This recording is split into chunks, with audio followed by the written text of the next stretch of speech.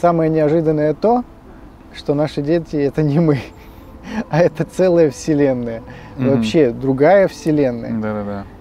Они тебе не принадлежат. Ты ответственен за них вот, в определенный период их жизни.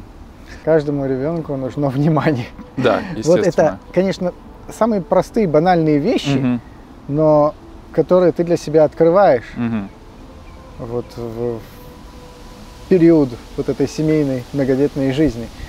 Одному уделил внимание, надо и другому уделить внимание, и третьему, и четвертому, и со всеми надо побыть. И просто так жить для себя невозможно. Но в этом-то и ценность. То, что человек, когда он жертвенный, он жертвует себя и супруге, и детям, и все ради семьи, в этом и появляется смысл жизни. Через это мы становимся, ну так как вы все-таки со священником разговариваете, смысл жизни, и через вот эту жертвенность мы приближаемся к Богу любви, потому что Бог есть любовь.